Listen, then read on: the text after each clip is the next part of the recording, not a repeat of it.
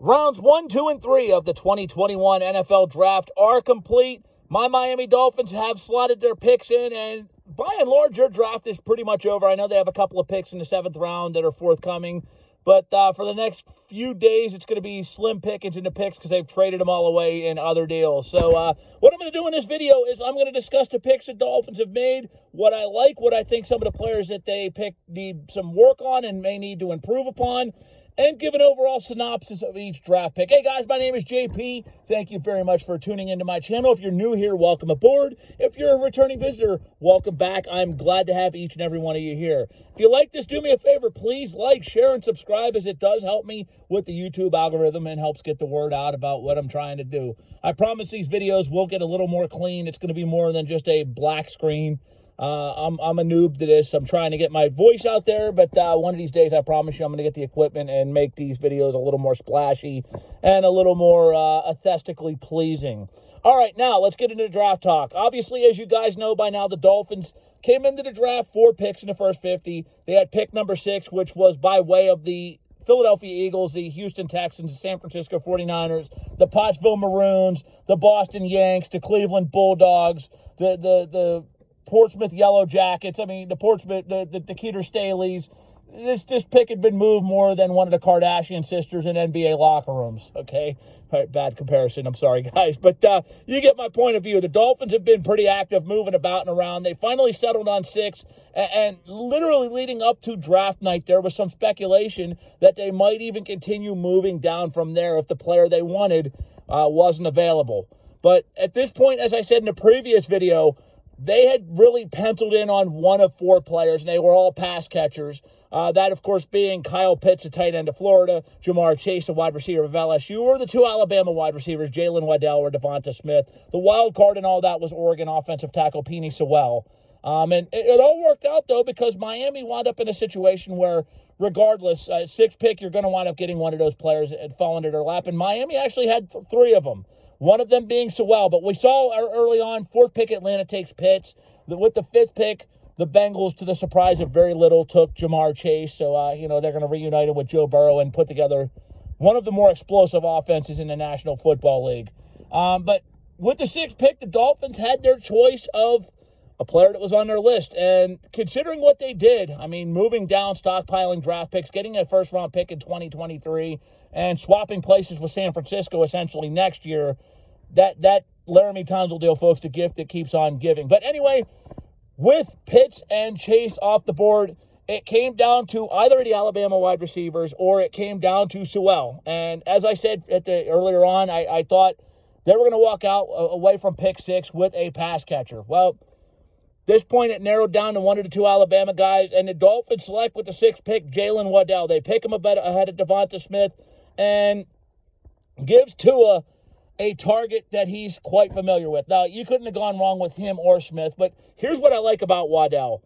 Number one, as I mentioned, that complete familiarity with Tua. I realized that he was one of many mouths that were being fed in that explosive Alabama offense, especially at the wide receiver core.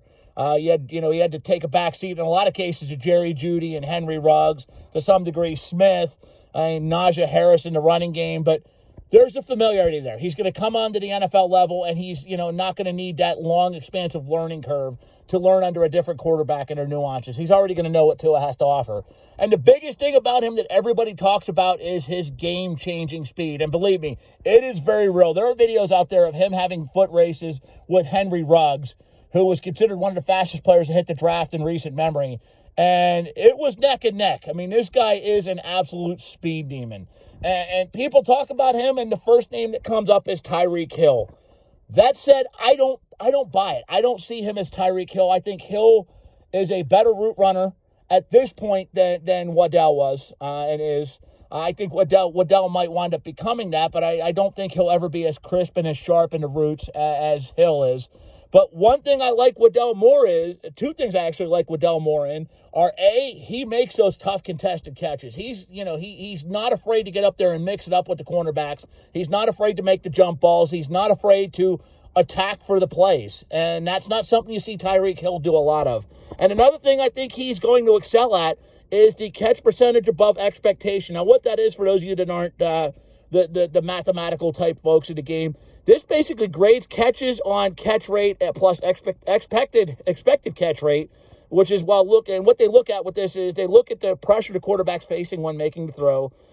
They look at the pass that the receiver is chasing after, who's covering him, the separation between the two. There's just a big dynamic that goes along with it, but it's a pretty in-depth look at the difficult catches that are made. And I think Waddell's going to exceed at that. And you mix that speed in there with that ability to make those tough catches, along with the catch percentage above expectation rate, which, again, to me is the true sign of a quality wide receiver. If they're able to make those difficult catches under less than adverse circumstances, less than ideal circumstances, that's Waddell 101 with that game-changing speed. So to me, I look at him, and I see a faster, more explosive version of Tyler Lockett, which is not a terrible thing. Lockett is one of the NFL's more underrated wide receivers, does not get nearly enough credit.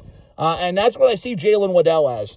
The biggest thing that I think that he needs to work on, again, net route running. I mean, he's not completely inept at it, but I think he needs a little bit of growth with it. I think he needs to sharpen his turns a little bit, sharpen his route recognition a little bit. Once he gets that, I think he's going to be a complete receiver. And I know people talk about his size, the fact that he's only 180 pounds and he's only 5'10".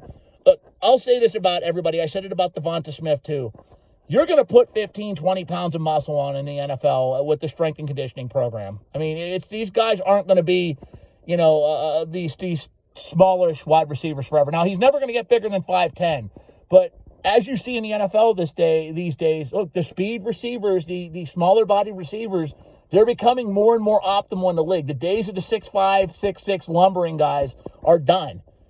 Waddell is the modern receiver that I think, like I said, he makes the tough catches, he plays bigger than his body structure, and he makes those difficult catches when, even if they're a couple of yards short, he adapts, he adjusts. So to me, prototypical receiver that I think is going to mesh in very, very well with this offense. And I just can't wait to see it. You look at some of the wideout sets with him and Will Fuller, another speed demon wide receiver who actually runs solid routes. That's going to be an offense that's going to give opposing defensive coordinators and cornerback secondaries absolute nightmares.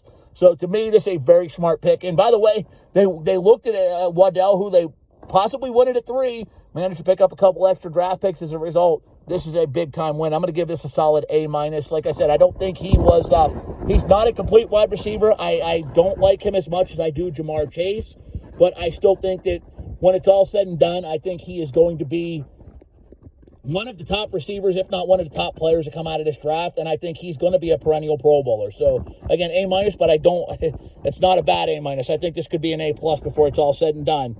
With pick 18, this one isn't one that has a lot of people talking.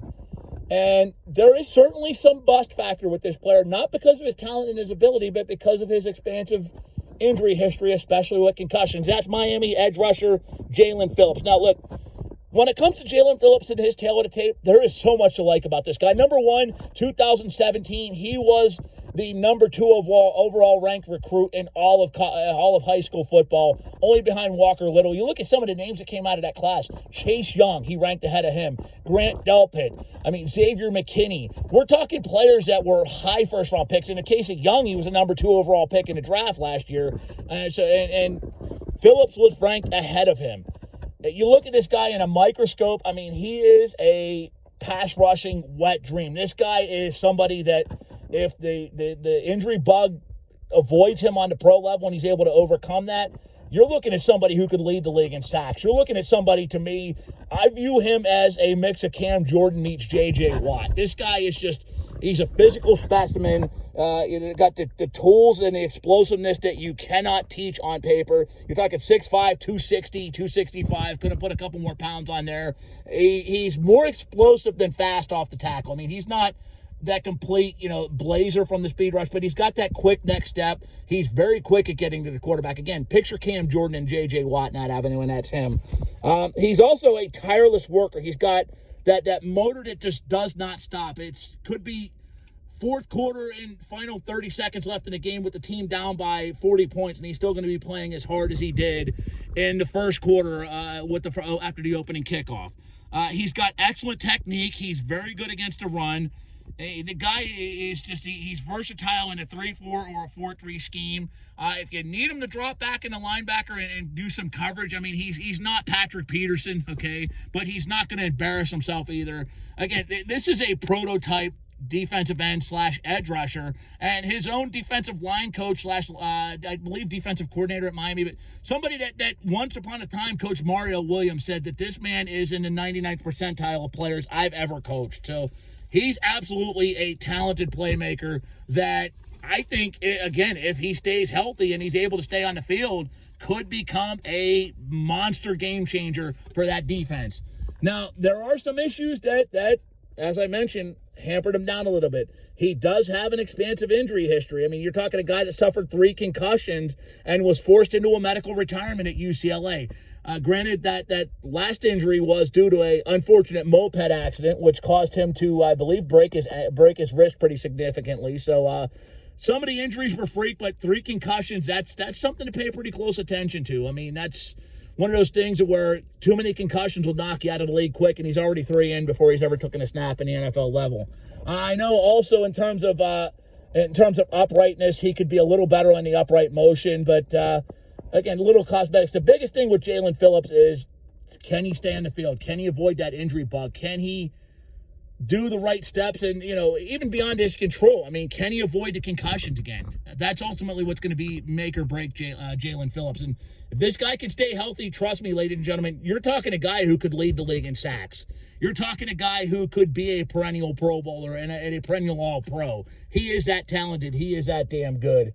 And I know there's some people that talk about, and this is complete nonsense, he has off-the-field interest. The guy likes music. You know what? Look, if this guy didn't like football and didn't have a desire and a love for the game, he had an out when he was forced into medical retirement by UCLA and he transferred to Los Angeles Community College. He was done. He could have walked away from the game and never looked back. He came back. He revigorated his career. He's got a new love for it. And I don't think there's any issues about motivation. I don't think there's any issue about his passion for the game. Yeah, the guy likes to do stuff outside of football.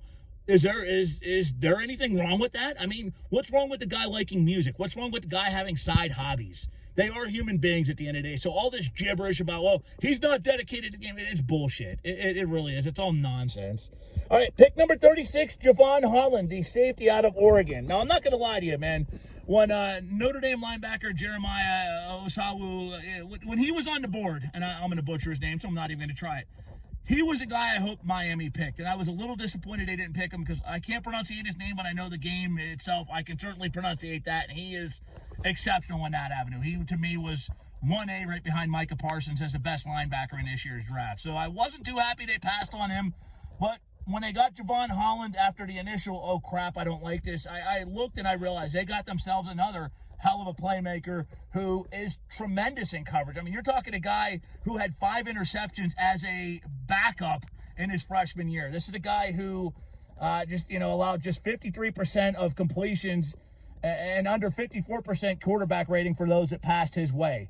This guy is a lockdown cover guy. He's he's big enough to where he can cover the tight ends and the bigger wide receivers, but he's fast enough to where he can go and drop into the slot and cover those guys well. He's got an exceptional football IQ. He's a good tackler. He's got ball skills. I said he's big-bodied, so, he's certainly not afraid to mix it up with the bigger guys as well. Very, very good in coverage. And, look, I mean, I know people are arguing online, well, was this necessarily a need? Well, I think it is because I think it's going to lead to the end of either Bobby McCain or Eric Rowe's tenure in Miami. And I think he steps in as a day one guy and becomes that starter, which allows them to cut some salary cap. And I think he's a player that with these cover skills, it's going to keep him in the league for a decade or so. So to me, again, not a bad pick at all. Next one, they've traded up to pick number 42, and I absolutely love this pick, ladies and gentlemen. You talk about players, and we talk a lot about ceiling and floor. For those of you that don't understand the terminology, ceiling means how high they can reach. Could they be a Pro Bowler? Could they be an All-Pro? Could they be a Hall of Famer? Could they be more? Floor is how safe are they? And somebody with a high ceiling means that they're destined for superstardom and Pro Bowl, Hall of Fame, etc., all the accolades you can think of. But to me, a high floor is very important, too. To me, that's just as important as a high ceiling because that's a safe pick. That is somebody that's going to have staying power in the league. That is somebody that you can't go wrong with taking. Miami traded up and got that type of player in Liam Eichenberg of Notre Dame. And look, why this guy never got more hype, I don't understand, because you look at what he did at Notre Dame. 0 sacks allowed since 2018, folks. 0 sacks in 33 games. Okay? He only allowed 4 quarterback hits. That's a freaking beast, ladies and gentlemen. That is a monster. No sacks in 3 seasons? Come on, that is a shutdown, lockdown anchor of your offensive line. And you put him along with Austin Jackson, you put Solomon Kinley at one of the guard spots, you move Robert Hunt to right tackle or right guard. Suddenly this offensive line, which was an abomination in 2019, looks pretty damn good for the future. Now, does he have the highest ceiling in the draft? Absolutely not. Will he become a Pro Bowler? I mean, I can't make that synopsis. I can't say that analysis. But if you listen to scouts, he is going to be a good, not great player. But you know what? Listen, if he has this track record of success in Miami that he did at Notre Dame, doesn't allow a ton of sacks and doesn't allow a ton of hurries, that's a Pro Bowler to me, guys. And you look at him in a microscope and look at the fact that he was a more effective pass blocker at Notre Dame than both Mike McGlinchey and Ronnie Stanley. That's a steal, man. I'm sorry, that is a steal, and that is a guy you want to anchor in your offensive line for the next decade. So I think when it's all said and done, maybe he's not as good as Sewell. Maybe he's not as hyped as some of these other offensive linemen in the draft this year. I think he's got that floor, though, that's as high as any of them, and I think he could be just as good, and that's not me being a Dolphin homer here. Now, what he does need to work on, he does need to work on his hands and his balance a little bit, his hand work. That is something that was a little bit of a point of contention at Notre Dame, but that's certainly a fixable trait. And his balance, again, fixable traits. And the biggest thing that people are arguing about him is his arm size. I mean, he doesn't have the biggest arms. He doesn't have that long reach, which some feel will cause him trouble against edge rushers with speed. But look, I look at Justin Pugh, another one that didn't exactly have, trees for arms, and he's had a solid NFL career. I think Eichenberg is actually has more advanced than Pugh was. I think he's a better offensive tackle than Pugh was, and I think he's going to have a better career than Pugh was. But as I said, if he becomes Justin Pugh, Pugh has had a solid NFL career. So, if Eichenberg just becomes that, this is a very, very good pick, and that offensive line looks a hell of a lot better. Last but certainly not least, in the 3rd round, pick number 81. This was a bit of a shocker to me. The Dolphins select Hunter Long, the tight end of Boston College, 6'5", 254 pounds. So, the size is definitely there. He's a excellent route runner. I mean, that's one, to me, if you look at all the receivers in the draft, I think he is, I'd probably say in the top 10 in terms of receiver route runners. And I include the tight ends in that. I include the Kyle Pitts, etc. His route running is very crisp. It's very sharp. He knows when to be and where the ball is and when to get there, and that is significant. He's a natural pass catcher with good hands. His blocking, I mean, he's not an ace at it, but he's not completely inept at it either. I mean, that's a big thing that knocked Kyle Pitts down a few notches in people's charts, is he was virtually non-existent in the pass blocking game. I think that Long could get in there and mix it up with him. I mean, like I said, he's not going to be your 6th offensive lineman, which is what Smythe is right now, but he's not inept at it either. And he's incredibly smart. He's got this borderline brilliance, which, I mean, the guy can solve a Rubik's Cube in under a minute. I know, little trivial fact, but he's also got incredible football IQ. You notice the theme here? You notice the theme with Brian Flores and Chris Greer players? They all have exceptionally high football IQs, which will take you very, very, very, very far in the National Football League. And I think the potential there with he and Gesicki, you're looking at a dynamic tight end set. And I know Gesicki's a free agent next year. I don't think the Dolphins are letting him get away. I think you're going to see some mix and match 2 tight end sets, sort of like what New England did with Rob Gronkowski and he who shall not be named. But, the potential is there for them to have something with them, a couple of 800-plus yards, 6 or 7 touchdown tight ends, to go along with a vastly improved receiving core, especially if Devonta Parker stays healthy. I mean, suddenly this Dolphin offense looks extremely, extremely explosive. Now, they still need that halfback to complement Myles Gaskins. And I think people are sleeping on him a hell of a lot. I think he had a very good rookie year, and he's only getting better. But I do agree, and I do ascertain they do need that second halfback option, the Thunder and the Lightning, so to speak. But there are still options, ladies and gentlemen. There are still plenty of options out there for the Dolphins to do. Even in the draft, I'll throw one at you right now, and that's Rondé Stevenson of Oklahoma. You're talking a complete wrecking ball monster who will just beat the hell out of defenses and completely wear them down. This guy runs like he hates the world. And if you get in the way and you're within his path and he runs at you, you've made a fatal mistake, or at least a critical mistake, because he is going to put you on your rear end. He's traditionally a north-south runner. You don't want too much more than that. And, his blocking is limited. His technique needs some work. And as I said, he's not a tremendous pass catcher out of the backfield. But you put him and Gaskins as a Thunder and Lightning, that's a pretty dynamic backfield in its own right. And let's be honest, the NFL these days, look, the days of the Walter Paytons and the Barry Sanderses and the premium wide halfbacks, they're going away.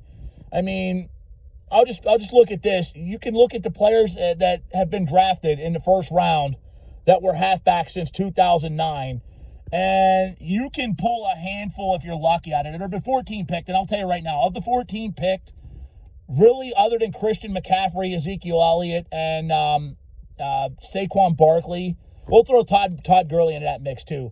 They were the superstars. Everybody else was okay. I mean, but you look at the other halfbacks that have hit it big. Derrick Henry was a second rounder. Alvin Kamara was a third rounder. Aaron Jones was a fifth. You can get quality halfbacks in the later rounds of the draft. Spending a first rounder on a halfback, there's a reason teams don't do it. And I know everybody liked Henry, and I think he'll do great in Pittsburgh. I think that if anybody was destined to be a Pittsburgh Steeler, it's Najee Harris, because he is that big body load that you've seen Steeler halfbacks in the past be. But people saying he's a generational talent, he's not. I mean, he's a very, very good halfback. I think he's going to have staying power in the NFL. But if this guy's a generational talent, he would not have been available at 18. I'm just saying that. He would not have fallen all the way to 23 or 24. I'm not saying he's bad, folks, but again, the days of, he's not generational. He's very good. But as I mentioned, the halfbacks in the NFL, the days of going high and seeing multiple first-round picks used on halfbacks, they're going away. And I'll give you prime examples why. I mean, look at some of the free agents right now that Miami could still have at their disposal. They could sign on the cheap. Todd Gurley's only 26 years old, ladies and gentlemen. Todd Gurley, 2-3 years ago, was the best player in football. Yet his knee is in such a degenerative state that he just got cut by the Rams, went to Atlanta, and didn't exactly, if you look at the numbers alone, didn't exactly embarrass himself, but he's a free agent and unsigned.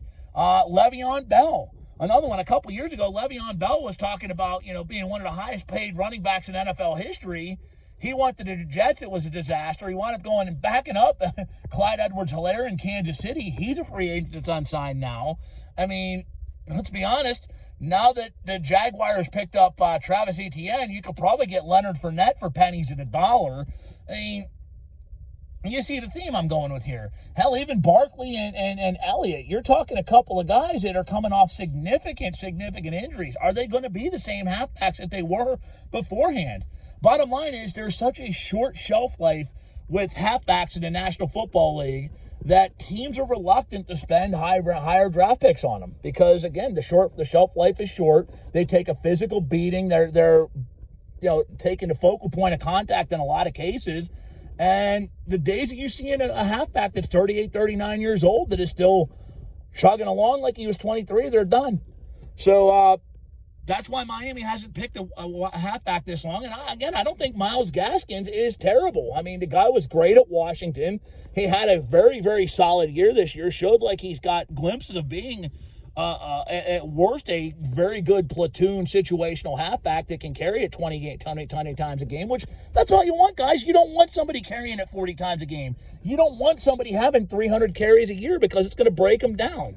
So all this talk about Miami failing because they didn't take a halfback, settle down. Give me a break. They'll be fine. I think they're still going to take a halfback here. And if they don't, wouldn't surprise me if they go out and they throw a handful of bones at Jacksonville and saying, look, we don't have a future for Leonard Fournette. We'll take him. Or go out and give Todd Gurley a 1-year deal. Or give Le'Veon Bell a 2-year prove-it contract.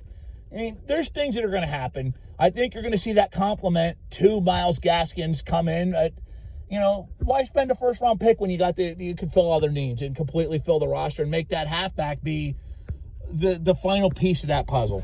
Anyway, that's it, guys. That'll wrap things up for here. Hope you've enjoyed this video. If you liked it, please like, share, and subscribe. I promise I'll try to do better next time. And as I said, I'll try to clean this up a bit and make this more aesthetically pleasing. But I'm just trying to get the voice out there and get the ball rolling. Hey, be sure to check out redgold.net, the radio station I am part of. That's redgold.net, RGTR Radio. You check it out there, or you can also check it out on Streama or Spotify or all your favorite applications. I host several shows on there, including Kings of the Roundtable. We did our first official draft show. We did an interview with Miami Dolphins Hall of Famer Richmond Webb, so we'll be having that coming up here in the next couple days that will be able for you to download and listen to. And check out all the other great shows that are on RGTR Radio. But until next time, this has been JP. Be sure to tip your friendly waiter and have a good night.